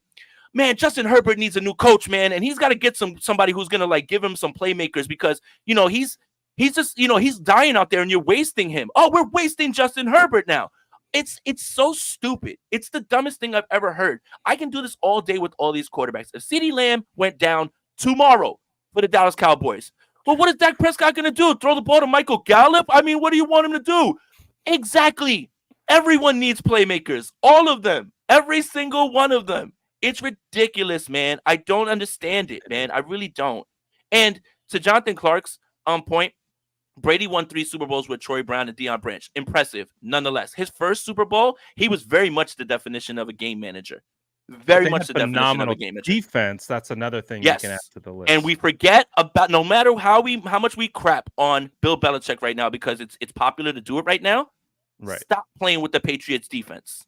Yeah, the year that dominant. The year that they won, the year that they won all those games, look who walked through the door. It was Randy Moss. Now, obviously, that's kind of funny too, right? Give them Randy Moss and they start breaking records. Everyone needs someone Everyone needs something. Complementary football is how the Patriots won those games. They didn't turn the football over, and neither did Brady, right? That's how they won those first few. Then Brady transformed his career into being a guy that lifts everyone. It has never been Brady running the show, especially in those early few years. He was very much the definition of a game manager, 100%. Yeah, it took him time to develop within the system and build the confidence and then continue to improve his game until he got to a point where he could pull an entire team. And like that's the part with like obviously it's a little bit in the future, but eventually Brock's going to get paid, and when he gets paid, we're going to lose some weapons, and we'll We'll see see. that continued maturation and development. I'm not comparing him to Brady. I'm just saying he's only in year 2 right now. He's Yep. going to get better. He's going to improve, and he's Yep. going to continue to elevate his game. And I don't think people understand the concept of evolution in football. You're either improving or getting worse. There's not a lot of guys that just stay the same. So Brock is very young, 23, second year. This is going to be his first full season, and he is going to be able to continue to improve his game. So it's fine. It took Brad Graham. it took a lot. It took a while with Brady, right? It took a while with Brady for people to Yeah. come around. Brad Graham, one more example. Matthew Stafford's wasting away in Detroit, man. You got to get him somebody. You got to help him out, man. He's throwing the football phenomenally. Goes to the Rams. He gets a coach. He's got Cooper Kupp, and he gets all these. Like, it's just, it's crazy to me and baffling how everyone forgets the things you said about quarterbacks that are in this league that do not apply to Brock Purdy at all, right? It's just, it baffles me, man. Like, it makes no sense, Like, it's crazy because even the years that Aaron Rodgers was kind of slow, out of the gates. Oh, his receivers. He doesn't trust his receivers, even Aaron Rodgers. It just, none of that argument about playmakers has ever made sense for any quarterback ever, right? Troy Aikman has won a ton of Super Bowls as a Dallas Cowboys quarterback, being the most glorified game manager in the history of football. I will say that one more time with my whole chest. Troy Aikman won a bunch of Super Bowls being a glorified game manager, and I'm saying that with my whole chest. He made a throw here, he made a throw there, but Emmitt Smith, that defense, that offensive line, that's the engine. That's the engine. It wasn't Troy Aikman. It was not Troy Aikman. That's what's funny about it, right? If you're looking at game managers, look no further than the guy on Fox that we all listen to all the time, who I think is good, actually. I really like him. Look, it's just, I can do this all day with these quarterbacks. Dan Marino never won because they never put a team around him. John Elway never won because, he finally got weapons and they finally figured it out. It's just, it's insane. Shannon Sharp, Davis, Terrell Davis, McCaffrey. Rod Smith, Rod McCaffrey, Rod Smith, like we can do this all day. But with Brock Purdy, that doesn't apply. He's the one that gets dinged for having playmakers. It's baffling. It is baffling, but I love it. I think this team feeds off of it. I really do. With all the years of Jimmy Garoppolo slander, and we know how much they love Jimmy, we could sense a galvanization by that locker room defending their quarterback. Like, I think that's just in their DNA. Like, if you're going to come talk crap about a quarterback, it's almost like they like it. Like they get hyped off it because they too like to prove people wrong. All competitors do. All competitors, when you're slandered, when you're passed over in the draft, all these different types of things. You can't do this. You're not good at that. Oh, all right. Okay. They remember it. They keep the receipts, and they use it as motivation. They use it as fuel to continue to push them. Like Christian McCaffrey was talking about it. He's motivated by everyone thinking he's injury prone and giving him that label. And that's why I think part of it is he's so adamant about playing all the time, is because he doesn't want to be that guy. He wants to be a 3-down game changer, and that's what he's been. And he's been absolutely phenomenal at it. So I do think it's hilarious, though, that all these analysts in one breath will say football is the ultimate team game. And then when it comes to individual evaluation, well, he's got look at the weapons around him. Anybody could. Anybody. I could put my neighbor down the street in there, and we just win the Super Bowl. I love the guys on the street. I could go in there. Yeah. Yeah. All right, man. Chill, pal. Sure, pal. You couldn't even repeat a play in the huddle, Not let one. alone take a snap under center and throw a completion. I love that tweet. Could you gain 5 yards as a running back in an NFL game for $100,000? At the answer, and look at me, you watching me, me also, is absolutely not. There's not a chance that you would ever get 5 yards in an NFL game Unless you have for the a most 100,000. dominant offensive line that literally just creates a It better running be no, no, lane. no. And you know what's crazy? That running lane can only get run through by superior athletes. Our normal selves are running. By the time we get through, there's a linebacker who's ready to smoke you. You will get Yeah, nothing. You will get absolutely. nothing. Absolutely. That hole's only open for about 0.3 seconds and then it closes instantly. Yeah. Hilarious. Beast Mode Gaming says people will hate simply because they see his success that they don't have, especially when you come from the bottom of the pack.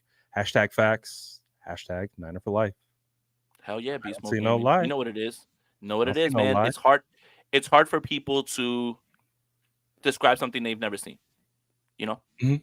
And it's the same Yeah. thing. Look, Ghost Lauren just there you go. I think that's the perfect thing. That's kind of what we've been saying. So curious what the discourse would have been if Brock was a first rounder, face of football, the new generation. He'd be on everything, right? He'd have every single endorsement. Everybody would literally be praising him. Like if he was drafted number 3 overall, damn it, I'm sorry, Trey. I didn't mean to throw a shot at you. But if he was drafted number 3 overall, he'd be the face of football. He'd be the next guy. They'd already be prepping him for Canton. They'd already be saying, Joe Montana, watch your back. That's exactly what they'd be saying if Brock Purdy was a first rounder. It's funny that this got me thinking about this because I don't think I've ever shared this story before, but to the point of that, it's like I think I'm gonna call us old heads because we're older and we have a lot of experience evaluating, watching, having our own trials, being able to watch everything, right? So we're either jaded, we have a lot of experience, we have a lot of knowledge, so we evaluate at a much higher level than let's say a 7, 8, 9, 10, 11, 12 year old, right? So we get that discourse. We get the nitpicking and like the kind of trying to properly quantify something.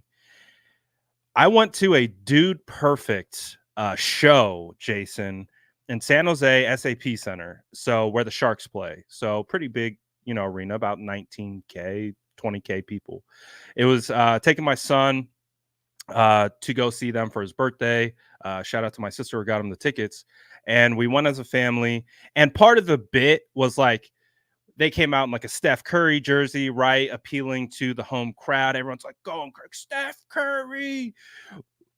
When it came to the 49ers, Jason, and this was in June, so before training camp had started, the guy goes, everyone, the 49ers quarterback, Trey Lance. And it was the most awkward, like, silence, like, no one cheer. Like, I was like, obviously, as a 49ers content creator, I'm like, woo! I'm like, oh, and these are all kids, right? And the Yeah. point being is to simplify it, like the kids don't have that context. They just see what they see. They see Brock Purdy balling. They see this kid galvanizing their fandom as kids. Like when we were kids, what I was, Steve Young for me, like, and it's like you just see them balling and you're like, yeah, they're not breaking it down. But the point being is like they had to come back.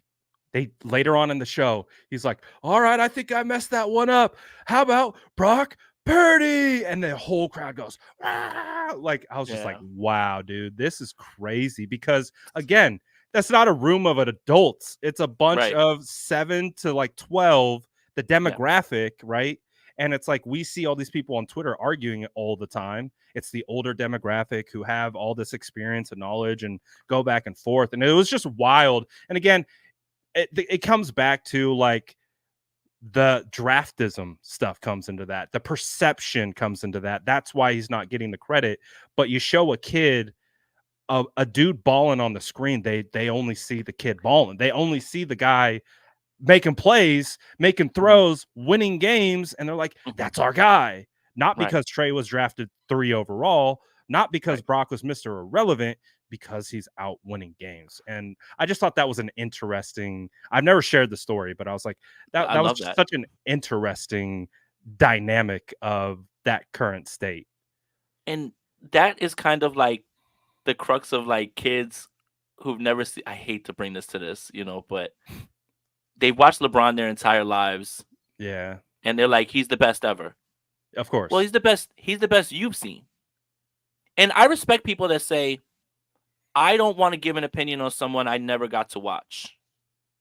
I respect that. There's an argument either way.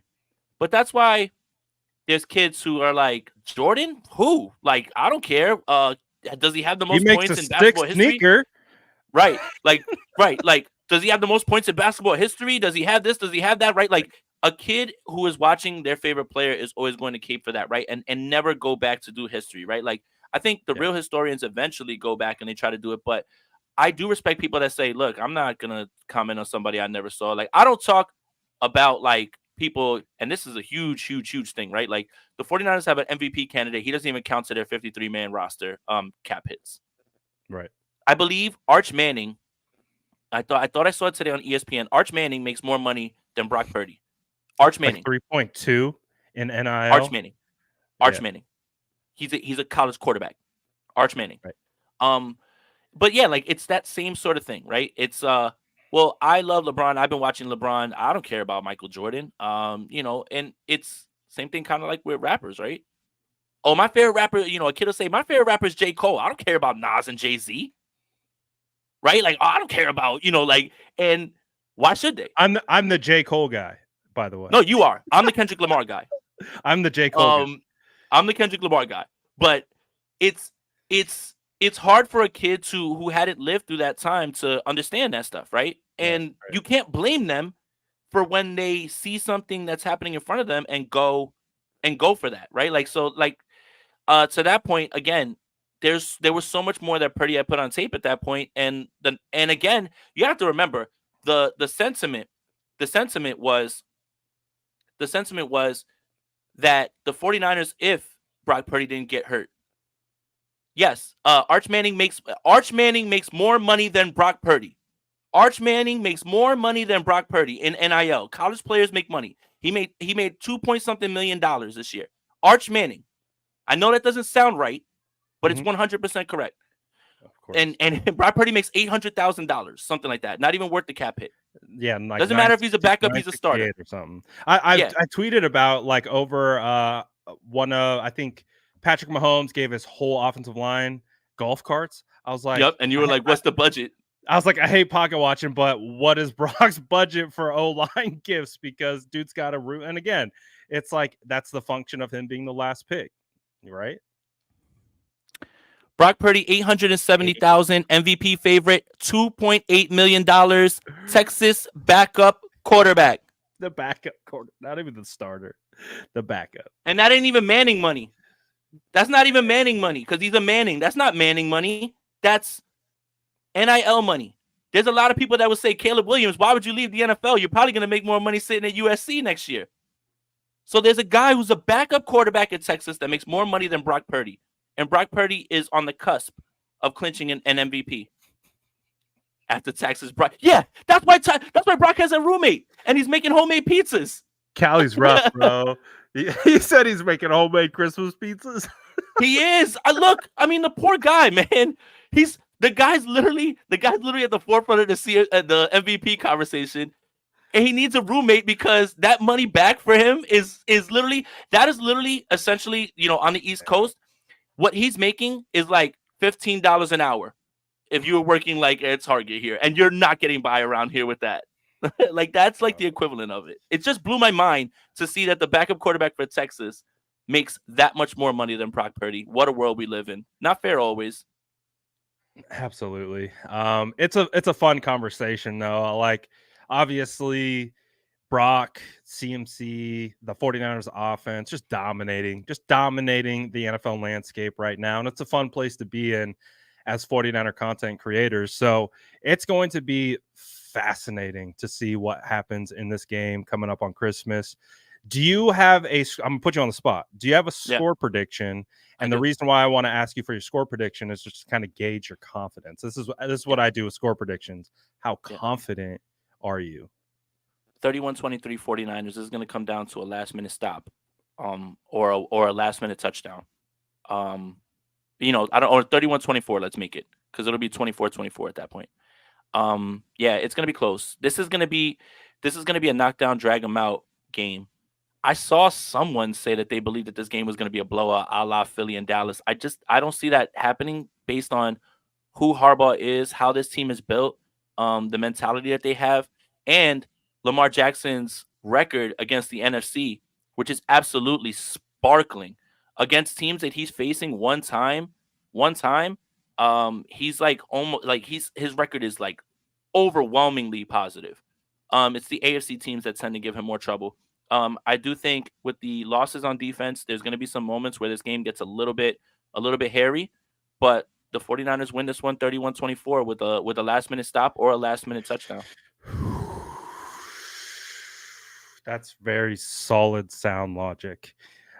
Typically when And it I'm gives me nervous, and it gives me wiggle room, because if the 49ers blow them out, I'll be like, hey, whatever. You know what I mean? Like, hey, it's yeah, cool. no, I'm sticking to my guns this year because when I'm nervous about a game, I'm gonna go with my nervous score, which is typically a 3 to 7 point game.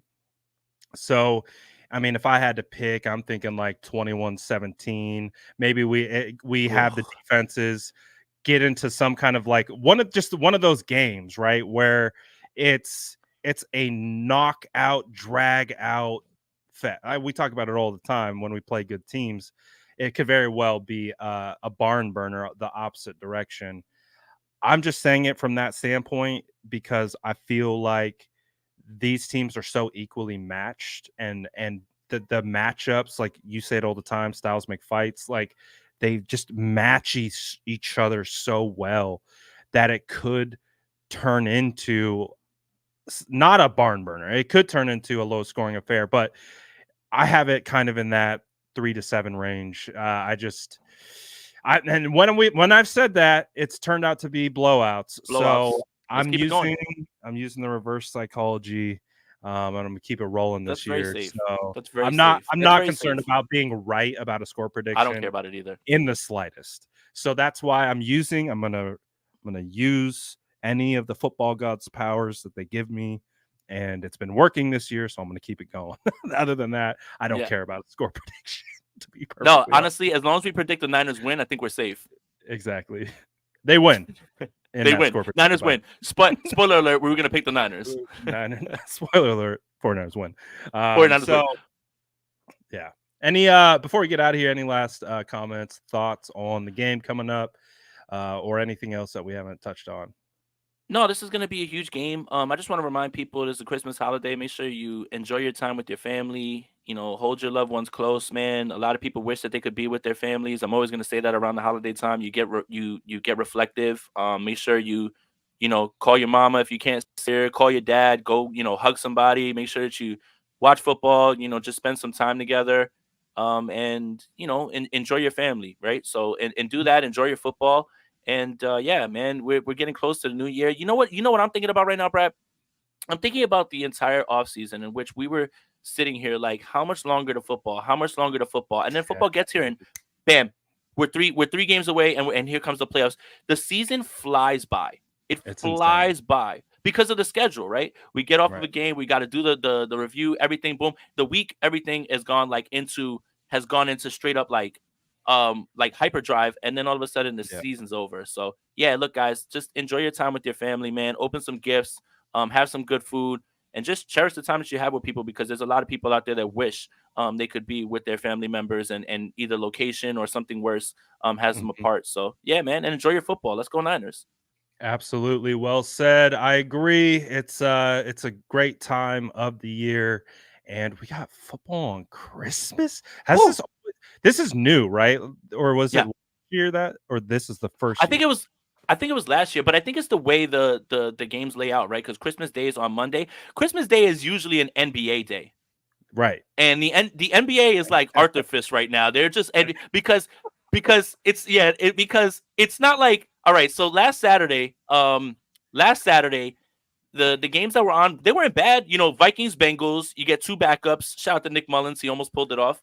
Right. Then you get the Indianapolis Colts in Pittsburgh, and then you get what was the late game? Detroit and oh god, who the hell they blow out? Denver. Oh, But that's right. Yeah. but this Christmas Day, the nightcap is literally the two 11-3 teams, and you couldn't have scripted it any better. The two teams that feel like they're on a collision course for the Super Bowl. The NBA's got to be furious because remember, no matter what, other sports tend to be real here and there. I choose to say that they're fake when it doesn't fit my narrative. Like when the Yankees aren't playing well, baseball's not a real sport. Like I'll say that. Like when my bets don't cash last night, like when I bet on the Knicks and Nets game and I bet like over under on certain guys, basketball's not a real sport. Just remember this: NFL is always king, always going to be king. Every single day that it's on, NFL is king, and it does not matter who's playing, let alone the Ravens and let alone the 49ers. Oh, shout out. We got a nice little parting super you so chat much. from Lil Heater. Says thank you both. Merry Christmas. Merry Christmas. Merry Christmas. To you all. Have I seen the sleeper promos? Let me find out Brad Graham is down with sleeper. I know we got underdog. We got over a competition. Here. Hold on, we're gang. We're underdog gang. We're underdog gang over here, man. Sleeper coming through, baby. Watch out. Oh wow. Coming through. We got beef. We got beef in the streets. And the reason I cover half of my face with the mic is for better sound. Is someone but look, I'm very beautiful if you want to see. There you go. Ooh, there we go. Watch out. Watch out. Spicy Ponte coming through. But shout out to every single one of you guys who always join with the State of the Franchise. Can't believe it's going to be another year, Jason. 3 years doing State of the Franchise? That's crazy, man. That's the craziest. Time flies. That's the craziest part. Talking about time flies. You know what's the best part? Is the season, however it ends, which is going to be with the 49ers lifting the Lombardi. Tell them. It goes right into draft season because the San Francisco 49ers have a first-round pick. The draft content this season is up. I'll see you in Mobile, bucko. Let's go. Because there's a lot of people to go see. The 49ers, we're going to be looking at tackles. We're going to be looking at tight ends, like defensive backs. What a time. What a time. The content's not going to stop. State of the Franchise is going to be cooking all through the offseason because draft content is at an all-time high. The 49ers have first-round picks that they can reload. Good God, we get to do first-round mocks. It almost brings a tear to your eye. Dude, we don't have to wait to the third round anymore. Dude, it was so depressing. Like, we couldn't even, drown our sorrows of last year into draft season because we're like, oh, we don't even draft till the end of the third in the comp pick section, which is basically forced. It was like, oh my gosh. The combine is going to be up, right? Like, we're going to get to do all those things where we get to do evaluations, and it's just, I'm so happy, man. So there's a lot of content coming down. State of the Franchise is not done after the 49ers win the Super Bowl. We're never done when it comes to 49ers because they always got us talking about something. So it's going to be. That's absolutely true. Good call. There's really I can't wait for this offseason to be filled with do you get rid of Brock Purdy and bring in I just can't wait for it. Like just people just yelling and saying dumb stuff at the end of the year. Yep, look, I can't wait to get through Justin's guy. Yeah. Jacob Cowing gonna take over the Senior Bowl. I can't wait to get through Justin's DMs because he always sends me good prospects. And by the way, Justin is so supportive. Like he was like, damn, you hit Laporta, you hit James Cook. He's like, why don't you ever I'm just like, yeah, I'm like, it just took them a little while longer. So, for every time that I miss, nobody ever comes to you and they say, hey, man, you were actually right about this guy. And then he's like, yo, Will Mallory just needs looks. And Justin's always on top of it, bro. Shout out to him, man. He definitely knows his prospects, man. Yeah, he knows how to evaluate. He's got an eye for it. And so do you, Jason. Don't sell yourself short. I know. Shut up. You don't have to flatter me. I'm not flattering you. You admittedly have only been kind of dipping your feet into the valuation pool for I'm new. 2 to 3 years, right? The one that I'm ready to take the victory lap on because it sounds like he's about to start, and I know that it's for the team that we despise right now. But the Eli Ricks one, don't let Eli Ricks turn into a hooper. That's what I was gonna say. He's starting for them, right? Yes. Don't let Eli Ricks turn into a hooper. I will never let anyone forget it. So for every time that you want to say, "Oh, you got it wrong with this guy," come back and say, "I'm sorry." when I identified Eli Ricks and said the 49ers had to draft him because he's a stud outside corner that went to Alabama and he transferred from LSU. And now, look, he's about to start, and he's better already than the guy that they got there. They had to push him in there. Dude, it's just so gratifying. I don't know. See your draft sons, like, even if it's not with your team, just find that success. Like, for me, it's dual pronged because, of course, I love Rashad White, but I have Rashad White in almost all my dynasty leagues, so it's Yeah. actually benefiting me. Yeah. So it's like watching your draft sons just ball out. Rashad White is a third round running back. He's now top 5 running back in the league. Just absolutely balling out. It's so much fun when the guys you identify start playing really, really well, and you're like, hey, I could do this. I could do this. Yeah. All right, like I get play. some right. Yeah. Yeah. You know what? Take your victory laps on them because you got to take a lot of Always. L's, and you take a bunch. You absolutely take L's. Right. I have a little update. So right now, Bleacher Report is doing a Madden sim of the Ravens-Niners game, and they're at half. The Ravens are leading the Niners 14-10. Oh, burn it down. Burn it, yeah. Not real game. Xbox. EA Sports, give 2K the rights. Let them make a football game. please get them out of here. That's definitely not right. But man, what a fun time. And you're absolutely right. Draft season, that's crazy that it's right around the corner. But yeah, absolutely looking forward to seeing you in Mobile. And we're about to be evaluating prospects again with the glimmer in our eye, not like oh well, I like this guy, but let me try to galaxy brain a trade up to 45 to see it's like something that's never going to happen. When I got the Senior Bowl film, I'm like, damn, Tank Dell's pretty good. I would love for the 49ers to draft him. I'm like, and it's just like, damn, you can't get to him. My boy DeMario, man, we had a shot at him. He'd be a phenomenal returner right now for the 49ers, but he's played well. That's and you know what? I know your prospects too. Because I'll be like, damn, DeMario. I'm like, I know Brad was the one talking about him. That's why I'll be like, damn, like, good call. Because he was playing well. If he had a quarterback who actually could throw him the football, he might be better. Yeah, he's playing well despite having a good quarterback.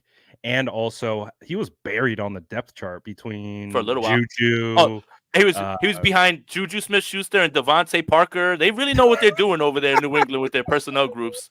Kendrick Bourne, put some respect on Kendrick Bourne. Oh, KB got hurt. All right, yeah, but KB was their best receiver. He was, and then he got hurt, and then everything went to crap for the Patriots. But hey, oh well. Appreciate everyone as always tapping in. Make sure you sub to Jason Aponte's channel, and you got more Niners Nation content bubbling up this week. Yeah, I wrote an article today about once the 49ers have the number 1 seed in hand, what do you do? Do you rest guys? Do you want them to sit? So I would love to, get your comments on that. Check it out. I gave both point of views because it's easier to do that so people don't attack you for just standing on one side. So you could check that as well too. every Friday. So you make sure the comments look even. Yeah, so like some people will say, well, I agree with this sentiment or I agree with this sentiment. It's not me saying you have to arrest people. Like, you don't do that. Like, you don't do that. But so and then Friday there'll be a prop bet article that I've been doing pretty good just not the last 2 weeks. And then catch us on the post game on Monday night. Hopefully we're it's not a silent night because I'm gonna be in here screaming if the 49ers do what I think they're gonna do. Man, I mean, that would be the bow on top of the Christmas present for that big dub. Signature game. A lot of hype, a lot of eyes. Thankfully for the 49ers, they've been through a couple signature games already. And I would say more so than the Ravens this year. I've heard the Ravens talk, and again, just to say it before we get out of here, they're kind of talking about the whole underdog role, haven't playing a lot of national televised games. They're really kind of relishing that underdog mentality heading into this game. You got to give the Ravens a lot of credit, man. They've been nothing but gracious, man. Despite whatever you guys think Marlon Humphrey said, that was not like please, can we stop? Okay. But I believe it was Kyle Hamilton went out of his way to praise Brock Purdy. Lamar Jackson said something that I thought was indicative of the person that he is and why you can look at him as a franchise quarterback and why he deserves all that money. They asked him, is this a Super Bowl preview? He said the Super Bowl is in February. we're in December. And that is exactly what I would want my quarterback to say if he was pressed with that question. So, look, nothing but respect for the Ravens, man. They're a great team. And, I think right now these two teams are on a collision course towards Vegas. They look like the cream of the crop on both sides. Absolutely. So can't wait to get this one in the books after spend No, time with Hamilton. family. Hamilton did not slight Purdy. What Hamilton said was, "People call him a game manager. I don't see that. Yeah, he I don't defended see that." and Kyle Hamilton did unsolicitedly not. too. Kyle Hamilton did not say He anything did bad not. about Brock Purdy. He Not said even close. they say he's a game manager. I do not see that. That guy is making plays. That's what Kyle Hamilton said. Mhm. They've been nothing but Right. gracious across the board. Those guys know that the challenge that's in front of them. That's why they're a well-run organization. You're not going to catch John Harbaugh's team out here talking crazy and giving any extra Right. motivation to the 49ers. Yeah, we had to manufacture the motivation this week. So that's what we're up against. We know these guys are professionals and we know they handle it well. And so it's going to be a good one. It's going to be a good test. And you got two of the best teams in the NFL squaring up and going after it on Christmas at home. Oh, it's going to be a good one. Can't wait. Appreciate everyone tapping in for State of the Franchise. Thank you guys for allowing us to pick it up on a Thursday. And we will continue to see what the next story tells us next Wednesday for State of the Franchise. Appreciate all you guys. As always, smash that like button on your way out. Make sure you sub to both channels. We're out of here for now. Peace. That's Jason Aponte. I'm Brad Graham. We're going to get into it all right now.